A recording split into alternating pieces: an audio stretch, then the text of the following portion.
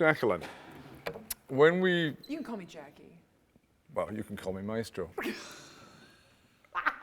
When we first talked about repertoire for here at the Grand Teton Music Festival, the Schumann featured very quickly, and I remember I was very intrigued by your initial response. As much as you love this music, it's a challenge in 2020 to embrace songs whose sensibilities are very much those of 1830, and these are men writing about the experiences of a woman, womanhood, etc., etc. How is it for you? What is going on in your mind as you sing these songs? You know, it is sometimes when I think literally about the text, I do find it embarrassing sometimes when I interpret it literally, which I think every singer does when they're translating or things like this. There is that literal understanding of what you're saying, but so much of what I do with these songs is, this is so much on autopilot when I'm saying, and of course I know what it means, but I think what I'm thinking is more informed by what you're playing, and that is not just Schumann, but Lieder, I think, in general, where there is a text, but there is a subtext as well. And for me, the subtext, even though the text is about, a man's interpretation of a woman's whatever, it's like, what is gender anyway? It's 2020, who cares?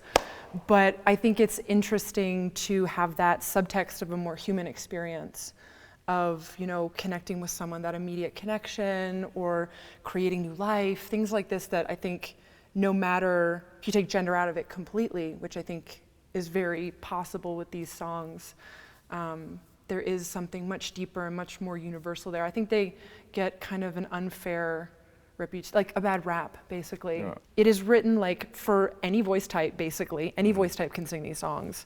And it's about, a person's experience in relationships, in parenthood, a brush with death of a loved one. And we all go through that, don't we?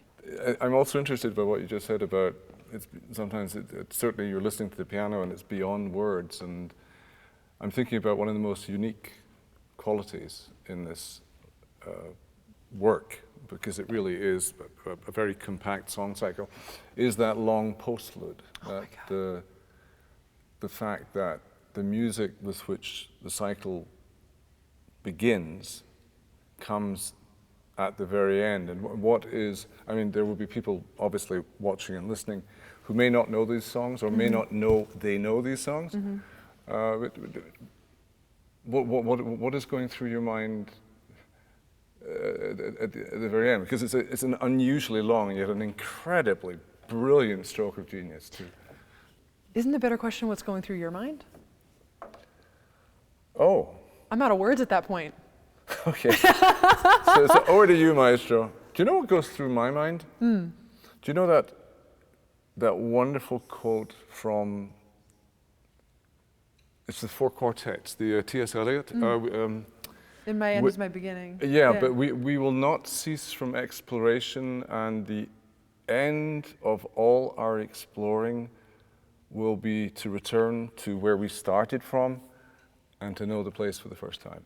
Yeah. That's what goes through my mind, that the beginning of the work is so profound and yet so very simple, and just this young woman besotted, but not sure whether her love for this man will be requited in any way. I also think that the female character, she does find so much like authority in herself, and she kind of forgets about the guy about halfway through the cycle. Do you know what I mean? She becomes a mother and it's like, oh, who's that guy anyway?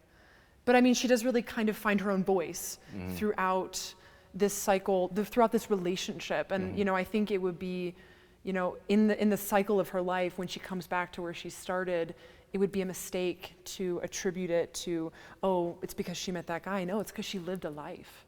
And I think that postlude for me, there's this complete personhood rather than, a woman defined by a man, for example, which I think is a really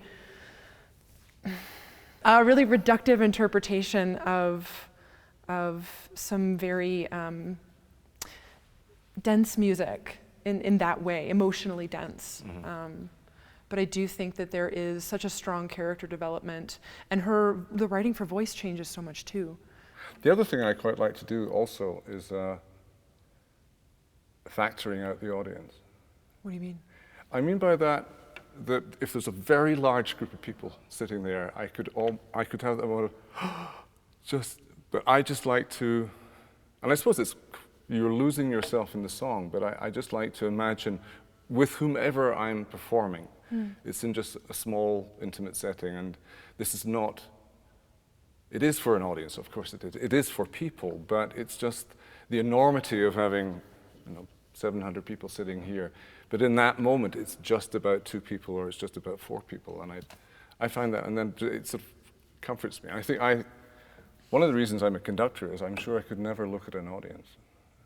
Because you get used to it. Well, yeah, but you're always reading in their faces either ecstasy or boredom, or they're half asleep. It's not great when they're fully asleep. That's the worst. Just like, you should sing louder. No, I think interesting factoring in the audience. It's this is the first time that I've been involved with the project since the middle of March when I was in. We were both in Berlin, and I think that I love rehearsals, and like I do sort of, I have very complicated feelings about performing, because especially leader, because I feel so much like myself and I don't like to be watched by that many people at once.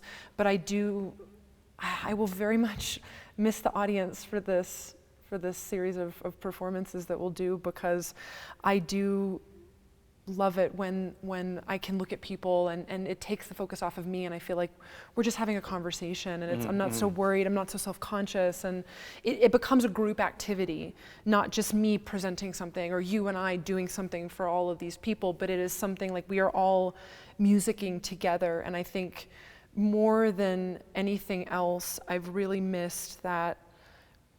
I've missed being a part of a group. And I don't know how you feel about that, but even in recital, yeah. Totally. I totally agree. Working here, performing here with an empty auditorium, it's incredibly poignant, but in some ways, it just encourages all of us to never ever take this for granted again. What we do, and we look forward to lots of very happy, rapt faces out there in the audience. So, thank you. No, I mean, it's my pleasure.